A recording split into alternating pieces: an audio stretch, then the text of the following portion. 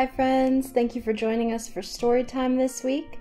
This week we are going to read some stories about being brave. Let's get started.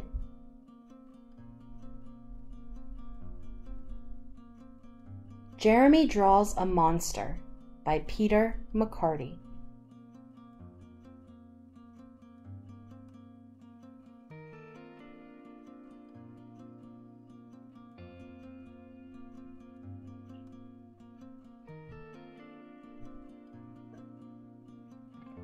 Jeremy lived on the top floor of a 3-story apartment building. He had his very own room. He never left. He never went outside. One day, Jeremy took out his fancy pen and started to draw. He began at the top and continued over to the other side. Jeremy drew a monster. "Ah," said the monster. "Draw me a sandwich. I'm hungry." The monster did not say thank you. "Draw me a toaster," growled the monster. "I like toast. Draw me a record player. It's too quiet around here. Draw me a checkerboard. I want to play checkers. Draw me a comfortable chair. Draw me a television. I want the game. And draw me a hot dog too. Draw me a telephone. Somebody might call. Draw me a piece of cake. I want dessert." Then the monster said, "Are you going to sit there all day? Draw me a hat. I'm going out."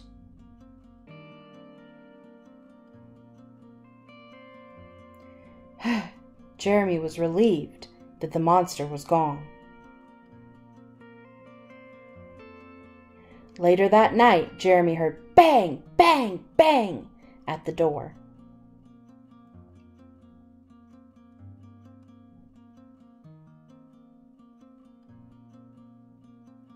The monster had returned.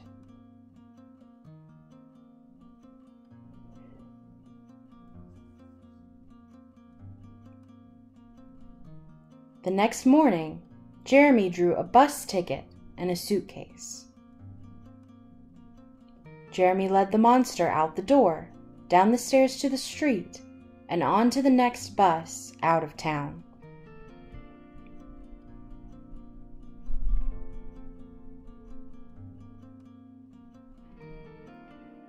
"Do you want to play ball?" asked the neighbors. "Okay," Jeremy said. And they did.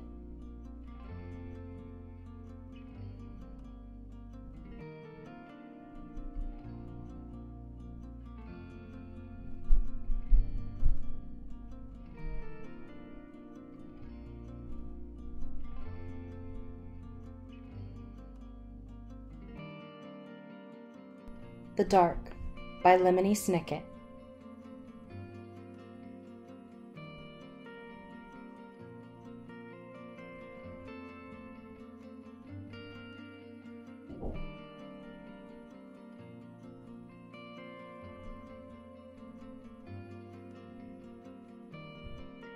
Laszlo was afraid of the dark.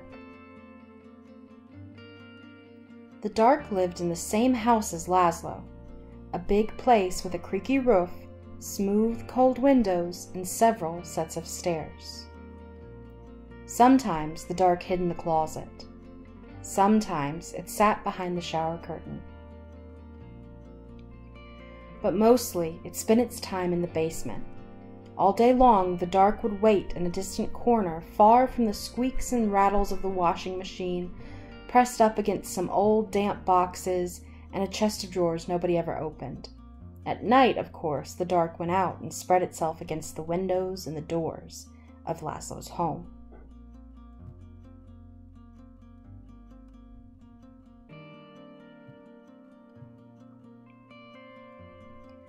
But in the morning, the dark would be back in the basement where it belonged. Laszlo would peek at the dark every morning. "Hi," he would say. "Hi, dark."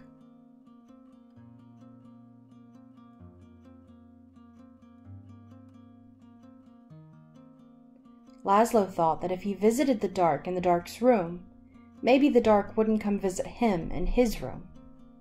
But one night...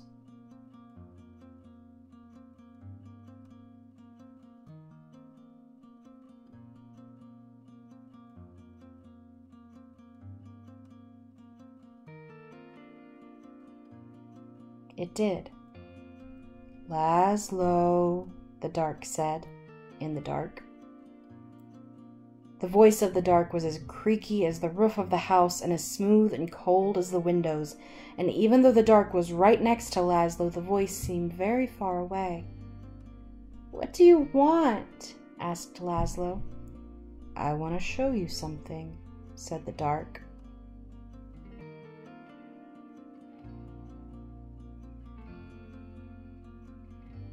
"In here?"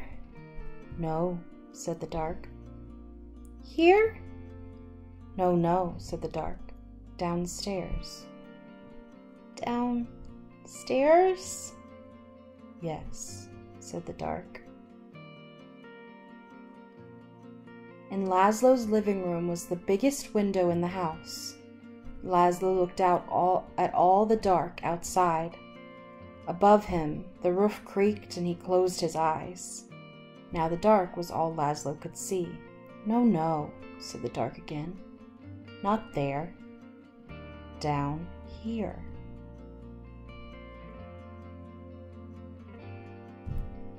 "In the basement?" asked Laszlo. "Yes," said the dark. Laszlo had never dared come to the dark's room at night. "Come closer." Laszlo came closer. "Even closer," said the dark. You might be afraid of the dark, but the dark is not afraid of you. That's why the dark is always close by. The dark peeks around the corner and waits behind the door, and you can see the dark up in the sky almost every night, gazing down at you as you gaze up at the stars. Without a creaky roof, the rain would fall on your bed, and without a smooth, cold window, you would never see outside, and without a set of stairs, you could never go into the basement, where the dark spends its time. Without a closet, you would have nowhere to put your shoes, and without a shower curtain, you would splash water all over the bathroom, and without the dark, everything would be light, and you would never know if you needed a light bulb. "Bottom drawer," said the dark. "What?" "Bottom drawer," said the dark. "Open the bottom drawer." "Oh, thank you," said Laszlo. "You're welcome," said the dark. By the time Laszlo got back into bed, the dark was no longer in his room, except when he closed his eyes to go to sleep. The next morning, Laszlo visited the dark in the basement. "Hi," he said. "Hi, dark." The dark didn't answer, but the bottom drawer was still open, so it looked like something in the corner was smiling.